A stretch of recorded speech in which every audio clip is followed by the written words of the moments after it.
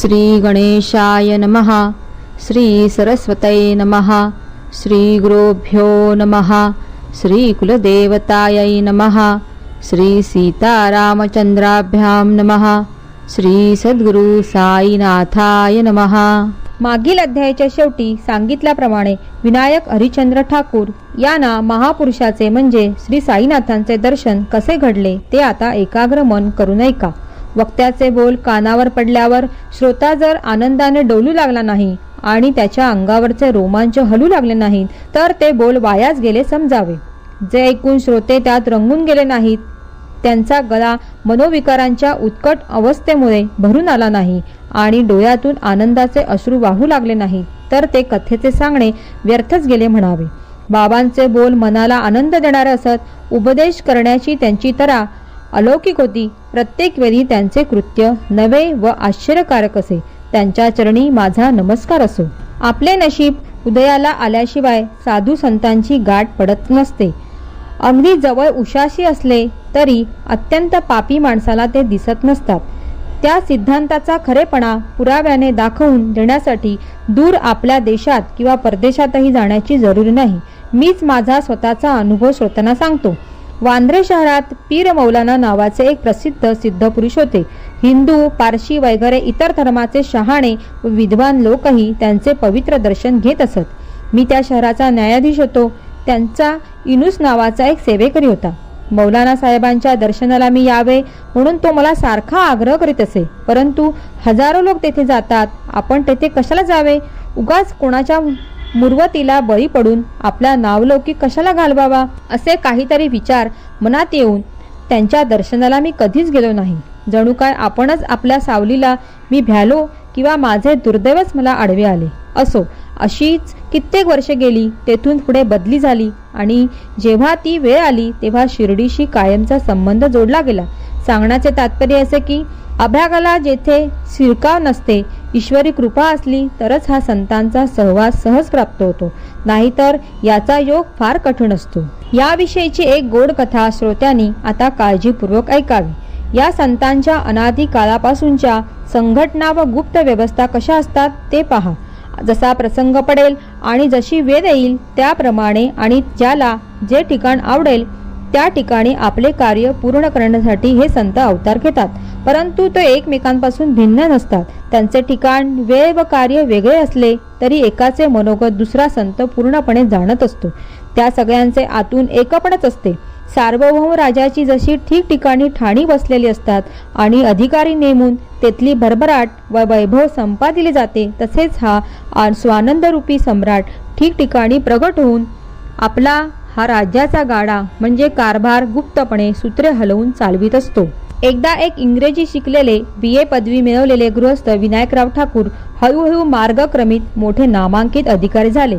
त्यांना पुढे तालुक्याची मामलतदारी मिळाली, प्रांतही झाले आणि सुदैवाने साईबाबांचा समागम प्राप्त झाला। ही मामलतदारी दिसायला जरी बरी असली आणि मानाने जरी मोठी असली तरी लहान टेकडीप्रमाणे दुरून सुंदर दिसते, परंतु जवळ गेल्यावर काजरी नावाच्या झाडाने वेढलेली असते। पूर्वीचे ते गोड दिवस गेले जेव्हा अधिकाराची हौस होती, लोक सुद्धा अधिकाऱ्यांना मानित असत आणि एकमेकांना आनंद वाटत असे। आताचे हाल विचारू नका। सुखाच्या नोकरीचा तो काळ गेला। आता जबाबदारी फार वाढली आहे। पैसा भरपूर मिळतो, परंतु त्रास व दगदग जास्त होते। नोकरी आटोकाट प्रयत्न करून गेली तरी आता पूर्वीसारखी मामलतदारीला मान राहिला नाही आणि प्रांताधिकारीचे वैभव राहिले नाही। असो, ते अधिकारपद सुद्धा अमाप पैसा खर्च केल्याशिवाय आणि सतत अभ्यासाची मेहनत केल्याशिवाय मिळत नसते। आधी त्याला BA व्हावे लागते, मग तो मुलकी खात्यात रोखीचा हिशेब ठेवणारा कारकून बनतो। महिना 30 रुपये पगारावर त्याची अशी वाटचाल असते। नंतर योग्य वेळ आल्यावर घाटावर जावे लागते। जमिनीचे क्षेत्र मापण्याचे काम शिकावे लागते। मोजणीदारांमध्ये राहावे लागते आणि परीक्षा पास करावी लागते। पुढे जेव्हा एखादा आसामी स्वतः वैकुंठाला जाईल आणि आपली जागा रिकामी करील तेव्हा ती जागा याच्या कामी पडेल। असो, आता ही लांबलचक व नीरस गोष्ट पुरे। तुमची तोंडाची बडबड कशाला पाहिजे? एका गृहस्थाला साईबाबांची भेट कशी झाली ते ऐका। बेळगावजवळ वडगाव नावाचे एक खेडे आहे। तेथे मोजणीदारांची शिकाऊ वर्गाची तुकडी आली आणि त्यांनी तेथे मुक्काम केला। त्या गावी एक सत्पुरुष होते। ज्यांच्या दर्शनाला ते गेले, पायावर डोके ठेवले आणि आशीर्वाद प्रसाद पावले, त्या सत्पुरुषांच्या हातात त्यावेळी निश्चल दासकृत विचारसागर नावाचा ग्रंथ होता, जो ते वाचित होते. पुढे काही वेळ गेल्यावर येतो म्हणून निघू लागत असताना ते साधू प्रसन्न होऊन त्या गृहस्थांना काय म्हणाले ते ऐका. बरे, आता आपण जावे, या ग्रंथाचे अवलोकन करावे, म्हणजे तुमचे मनोरथ पूर्ण होतील. हे लक्षात ठेवा, तुम्ही आपल्या नोकरीनिमित्त उत्तर दिशेला जाल तेव्हा वाटेत मोठ्या दैवयोगाने एका महापुरुषाचे दर्शन होईल आणि ते पुढचा मार्ग तुम्हाला दाखवतील. तेच तुम्हाला उपदेश करून आपली शिकवण तुमच्या मनात ठसवतील आणि तुमच्या मनाला शांती देतील. त्या गृहस्थांचे तेथील कार्य संपले आणि त्यांची पुणे जिल्ह्यात जुन्नर येथे बदली झाली आणि नाणेघाट चढून जाण्याचे संकट उद्भवले. या घाटावरचा मार्ग फार अवघड होता. रेड्यावर स्वार होऊन तो पार करावा लागे, म्हणूनच जवळचाच एक रेडा वाहन म्हणून बसायला आणला. पुढे मोठे अधिकारी होतील, घोडे, गाड्या, मोटारी मिळतील, परंतु आज रेड्याची हजेरी घेऊन वेळ साजरी केली पाहिजे. घाट पायी चढणे अशक्य आणि रेड्याशिवाय दुसऱ्या सोय नाही, असा हा नाणेघाटातल्या वाहनांचा तरेवाईकपणा होता. म्हणून त्यांनी विचार केला, खोगदीर चढवून रेडा तयार कराविला आणि मोठ्या कष्टाने त्यावर स्वार झाले. स्वार तर झाले खरे, परंतु ते रेड्यासारखे विलक्षण वाहन होते, त्यामुळे झोके हिसके खाऊन त्यांच्या पाठीत लचक भरली. असो, पुढे हा प्रवास संपला व जुन्नरची कामगिरी समाधानपूर्वक झाली आणि तेथून मुक्काम हल्ला. ठाणे जिल्ह्यात कल्याण येथे बदली झाली. तेथे नानासाहेब चांदोरकरांची गाठ पडली आणि साईनाथांची कीर्ती ऐकून त्यांचे दर्शन घेण्याची बुद्धी झाली. दुसऱ्याच दिवशी संधी आली आणि चांदोरकर तयार होऊन म्हणाले, चला माझ्याबरोबर आपण शिर्डीची वारी करूया. दोघेही बाबांचे दर्शन घेऊया, त्यांना नमस्कार करूया व 1-2 दिवस राहून कल्याणला परतूया. परंतु त्याच दिवशी ठाणे शहरात दिवाणीच्या कोर्टात एका खटल्याची सुनावणी निश्चित केलेली होती, म्हणून त्यांनी ती सोबत सोडून दिली. नानासाहेबांनी खूप आग्रह केला, चला हो, बाबा समर्थ आहेत, तुमची दर्शनाची इच्छा ते पुरवतील. त्या मुकदम्याचे काय एवढे महत्त्व घेऊन बसलात? परंतु त्यांना ते कसे पटावे? मुकदम्याची तारीख चुकवायला त्यांना भीती वाटली. नशिबाने कपाळावर लिहिलेले हेलपाटे कसे चुकतील? मनात दर्शनाची इच्छा धरल्यावर सर्व विघ्ने बाजूला सरल्याची पूर्वीची स्वतःची प्रत्यंतरे नानासाहेबांनी त्यांना सांगितली, परंतु ठाकूरांच्या मनाची खात्री पटेना. आपला स्वभावच तसा, त्याला ते तरी काय करणार? त्याने ठरवले की आधी दाव्याचा निकाल लावावा आणि मनाची अस्वस्थता घालवावी. असो, मग ते विनायकराव ठाकूर ठाण्याला दाव्यासाठी गेले आणि चांदोरकर शिर्डीला निघाले व दर्शन घेऊन परत आले. तिकडे ठाण्याला गंमतच झाली पहा. ठाकूर वेळेवर कोर्टात हजर राहिले, परंतु दाव्याचे काम पुढे ढकलले गेले आणि चांदोरकरही हातचे गेले. ठाकूर फार खलजील झाले आणि म्हणू लागले, चांदोरकरांच्या सांगण्यावर विश्वास ठेवला असता तर बरे झाले असते. त्यांनी मला शिर्डीत बरोबर नेले असते आणि दर्शनाचे कार्य स्वस्त चित्ताने उरकले गेले असते. दाव्यापरी दावा राहिला आणि साधू समागमही चुकला. मग ठाकूरांनी ताबडतोब शिर्डीला जाण्याचा बेत केला. वेळेवर शिर्डीला गेलो तर कदाचित नानासाहेबांची भेट होईल आणि ते मला साईबाबांच्या पायी घालतील आणि मनाला आनंद होईल.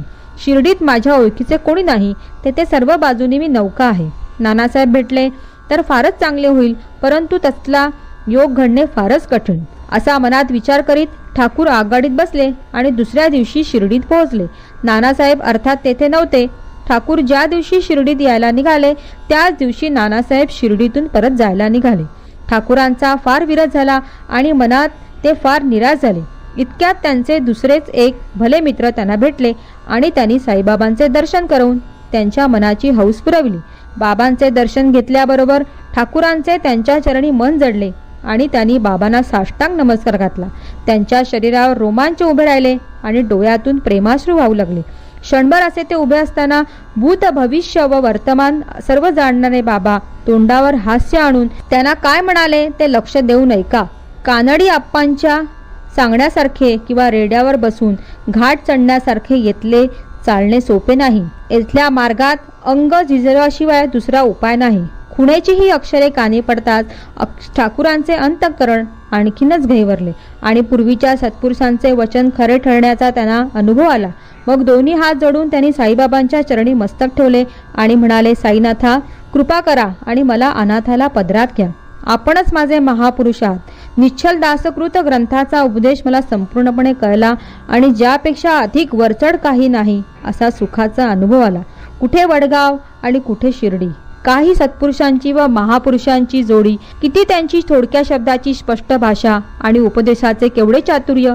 एक म्हणतात ग्रंथ वाचा, पुढे महापुरुषाची भेट होईल आणि मग ते पुढील कर्तव्याचा खरा उपदेश करतील. दैवयोगाने तेही भेटले.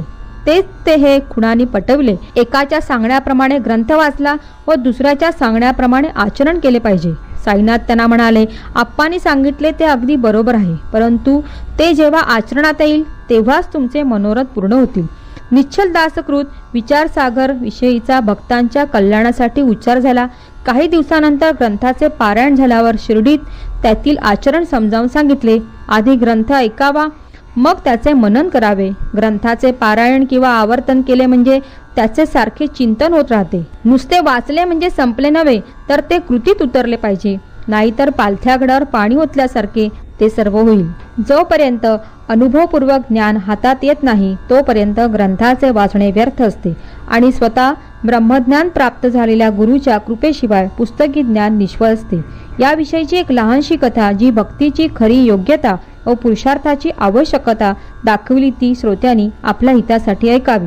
एकदा पुणे शहरात राहणाऱ्या अनंतराव पाटणकर नावाच्या एका गृहस्थाला साईबाबांच्या दर्शनाची उत्सुकता उत्पन्न झाली आणि ते घाईने लगेच शिर्डीला आले. त्यांनी सगळा वेदांत ऐकला होता आणि मूळ संस्कृत भाषेतील उपनिषदे टीकेसह वाचली होती.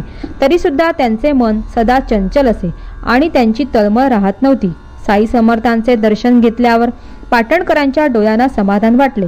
त्यांनी बाबांच्या पायांना नमस्कार केला आणि यथाविध पूजन केले. मग हात जोडून बाबांच्या जवळ बसून अनंतरावांनी भक्तिपूर्वक अत्यंत दीनपणे प्रश्न केला.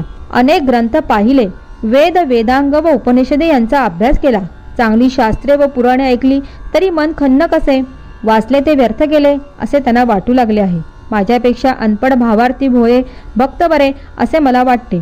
जोवर मन अस्वस्थ राहते तोवर ग्रंथाचे वाचणे व्यर्थ, शास्त्रांचा खोल अभ्यास व्यर्थ आणि सगळे पुस्तकी ज्ञानही व्यर्थ. ज्यामुळे चित्ताला शांती लाभत नाही ते फुकटचे शास्त्रांचे नैपुण्य कशाला हवे, वेदांतातील महावाक्याचा जप कशाला हवा आणि ब्रह्मज्ञान कोठून मिळणार? कर्णोपकरणी वार्ता ऐकली की साईबाबा नुसत्या दर्शनाने मनाच्या चिंता घालवतात आणि थट्टा मस्करीने गोष्टी सांगून सहज सन्मार्गाला लावतात. म्हणून हे तपोराशी महाराज, मी आपल्या पायापाशी आलो आहे. माझ्या मनाला स्थैर्य लाभेल असा आशीर्वाद द्या. त्यावर साई महाराजांनी एक विनोदपूर्वक आख्यायिका सांगितली. ती ऐकून अनंतरावांना समाधान झाले आणि त्यांना आपले ज्ञान सफल झाल्याचा अनुभव झाला. ती थोड्या शब्दांची परंतु मोठे तात्पर्य असलेली कथा मी आता सांगतो. श्रोत्याने ऐकण्यासाठी तयार व्हावे. ती कथा विनोदी असली तरी बोध घेण्यासारखी आहे, म्हणून तिचा कोणी अनादर करू नये. बाबा अनंतरावांना म्हणाले, एकदा एक सौदागर आला तेव्हा समोर एका घोड्याने 9 लेंड्या टाकल्या. त्या जमिनीवर पडताच आपले काम करण्याला नेहमी तत्पर असलेल्या सौदागराने आपला उपरण्याचा पदर पसरून त्या सर्व घट्ट बांधून घेतल्या आणि त्याच्या मनाला एकाग्रता लाभली. साईनाथ हे काय बोलले, त्याचा मतलब काय असावा? सौदागराने त्या लेंड्या कशासाठी गोळा केल्या याचा काहीही अर्थ कळत नाही असा विचार करीत करीत अनंतराव मशिदीतून परत आले. त्याने ते संभाषण दादा केळकरांना सविस्तरपणे सांगितले आणि म्हणाले, तो सौदागर कोण? लेंड्यांचे प्रयोजन काय? नवाचेच काय महत्व? मला हे उलगडून सांगा. हे काय गूढ आहे दादा, मला ते समजत नाही. बाबांच्या मनातले कळेल असे स्पष्ट सांगा. दादा म्हणाले, मलाही ते कळत नाही. बाबांचे बोलणे असेच गूढ असते, परंतु त्यांच्याच प्रेरणेच्या बळाने मला ते समजते ते मी सांगतो. ईश्वराची कृपा हेच ते घोडे आणि त्या 9 लेंड्या म्हणजे ती 9 प्रकारची भक्ती होय. भक्तीशिवाय एकट्या ज्ञानाने परमेश्वर भेटत नसतो. श्रवण, कीर्तन, विष्णूचे म्हणजे ईश्वराचे नामस्मरण, चरणसेवन, अर्चन म्हणजे उपचार व विधीपूर्वक पूजन, वंदन म्हणजे नमस्कार करणे, दास्य म्हणजे सेवकाप्रमाणे चाकरी करणे, सख्य म्हणजे देवाशी मैत्रीभावाने वागणे आणि आत्मनिवेदन म्हणजे ईश्वराला सर्वस्वी शरण जाणे. अशा प्रकारची ही नवविधा भक्ती आहे. ती तू जाणून घे. अंतःकरणात पूर्ण विश्वास ठेवून यातील एक जरी घडली तरी भावाचा भुकेला श्रीहरी भक्तांच्या घरीच प्रगट होईल. जप, तप, व्रत, योग साधन, वेदांचा व उपनिषदांचा अभ्यास व आत्मज्ञानाचे उदंड निरूपण हे सर्व भक्तीशिवाय फुकटचे श्रम आहेत. वेदशास्त्रांची पारंगतता नको, ज्ञानी म्हणून जगभर कृती नको, कोरड्या भक्तीची आवड नको, प्रेमळ भक्ती पाहिजे. आपण स्वतःला सौदागर समजा. सौद्याचा हा गर्भितार्थ समजून घ्या. श्रवण म्हणजे 9 प्रकारच्या भक्तींची ध्वजा फडकली की ज्ञानाच्या राजाला आनंद वाटत असतो. घोड्याने 9 लेंड्या घातल्या आणि सौदागर आतुरतेने त्या घ्यायला धावला. तसाच आतुरतेने धावून परमेश्वराकडे नवविधा भक्तिभाव धरला तर मनाला शांती मिळेल. त्यामुळेच मनाला स्थिरता येईल, सर्वांसाठी सद्भाव उपजेल आणि गंभीरता वाढेल. तसे नाही केले तर मनाची चंचलता चालू राहणे अनिवार्यच आहे.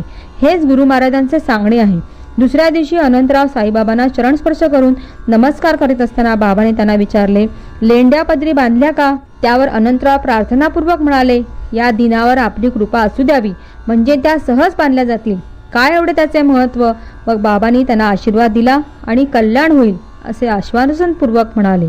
अनंतराव मनात आनंदले आणि त्यांना सुखशांती लाभली. आता एका लहानशी कथा श्रोत्यांनी लक्ष देऊन ऐकावी, म्हणजे त्यांना साईबाबांच्या अंतर्ज्ञानितेची आणि सन्मार्ग प्रवर्तकतेची कल्पना येईल. एकदा एक वकील आले आणि येता क्षणी मशिदीत जाऊन त्यांनी बाबांचे दर्शन घेतले आणि त्यांचे चरणस्पर्श करून नमस्कार केला.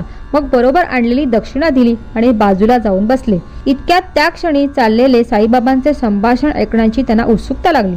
तेव्हा त्यांच्याकडे तोंड फिरवून त्यांना उद्देशून बाबा काही बोलले.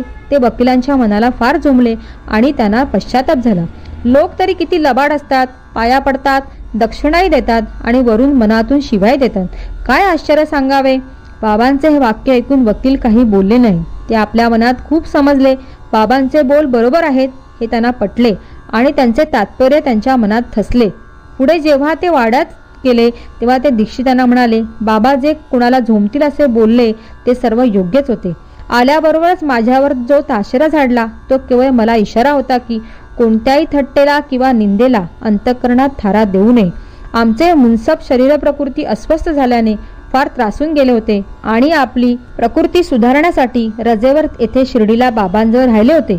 वकिलांच्या खोलीत त्यांच्याबद्दल गोष्टी निघाल्या आणि कोणाचा कोणत्याही प्रकारे संबंध नसताना चर्चा चालली. औषध पाण्याशिवाय साईबाबांच्या नादी लागून देहाच्या रोगाची संकटे कधी टळतील का? मुन्सफीचे पद लाभलेल्यांना असले वागणे शोभते का? अशा तऱ्हेने त्या मुन्सफाची निंदा चालली असताना साईबाबांची थट्टा सुरू झाली. मी त्यात थोड्या प्रमाणात का असेना भागीदारी होतो. या गोष्टीची अयोग्यता बाबांनी मला दाखवून दिली. बाबांचा हा ताशेरा नव्हता, पण माझ्यावर तो अनुग्रहच होता. कारणाशिवाय उगीच कुणाची चर्चा करू नये आणि कोणाविषयी दुष्ट विचार मनात बाळगू नयेत. आणखी एक खात्रीचा पुरावा मिळाला. 100 कोशाचे अंतर असले तरी साईबाबांना सर्वांच्या मनातले ठाऊक असते. ते खरोखरच अंतर्ज्ञानी आहेत. आणखी एका गोष्टीचा निर्णय झाला. मध्ये पर्वत असो की पहाड असो, साईबाबांच्या नजरेआड काही नसते. सर्व गुप्त गोष्टीही त्यांना उघड होत असतात. असो तेव्हापासून वकिलांनी निश्चय केला की यापुढे कोणाची निंदा करायची नाही किंवा कोणाविषयी वाईट बोलायचं नाही. आपण कुठेही काही केले तरी साईची नजर चुकविता येत नाही याची त्यांना खात्री पटली आणि कोणतेही वाईट कर्म करण्याचा त्यांचा जोर मावळला आणि चांगले कर्म करण्याची दक्षता उदयाला आली. साईबाबा मागे पुढे हजर असताना त्यांना कोण फसवू शकेल हा विश्वास मनात पक्का ठसला. या कथेचा संबंध जरी त्या वकिलाशी असला तरी ती सर्व तऱ्हेने सर्व बाजूनी व सर्वांना सारखीच उपदेशपर आहे. येथील सर्व वकील, वक्ते, श्रोते व साईंचे इतर भक्तही त्यांचाही असाच निश्चय व्हावा अशी मी खरोखरीच प्रार्थना करतो. साई कृपारूपी मेघाचा वर्षाव झाला म्हणजे आपल्या सर्वांचे समाधान होईल. यात काही नवल नाही, परंतु तहानेने व्याकुळ झालेल्या सगळ्यांचीही तहान भागेल. साईनाथांचा महिमा आघात आहे. त्यांच्या श्रेष्ठ कथाही आघात आहेत. साईंच्या चरित्राची सीमाही आघात आहे. साई स्वतः परब्रह्माचे मूर्तिमंत अवतारच आहेत. आता पुढील अध्यायाची कथा श्रद्धाळू श्रोत्यांनी आदरपूर्वक ऐकावी. ती तुमचे मनोरथ पुरविल आणि चित्ताला शांती देईल. साई समर्थांना भक्तांची पुढे येणारी संकटाची परिस्थिती आधीच ठाऊक असते आणि ती ते थट्टा मस्करी करीत, विनोदाच्या गोष्टी सांगत आणि हसत खेळत दूर करीत असतात. भक्त हेमाडपंत साईंना शरण आले आहेत. हे कथानक संपूर्ण झाले. पुढील कथेची संगती भक्ताचे संकट निवारण आहे. कृपेचे सागर श्री साई भक्ताची भावी दुर्धरे संकटे आधी जाणून त्याबद्दल त्यांना वेळेवर इशारा देऊन त्यांचे निवारण कसे करतात ते ऐका. सर्वांचे कल्याण असो अशा प्रकारे संत व सज्जन यांनी प्रेरणा केलेल्या भक्त हेमाडपंत यांनी रचलेल्या श्री साई समर्थ यांच्या सत्यचरित्राचा अनुग्रहकरण नावाचा 21वा अध्याय समाप्त झाला. श्री सद्गुरू साईनाथांना अर्पण असो. सर्वत्र मंगल असो.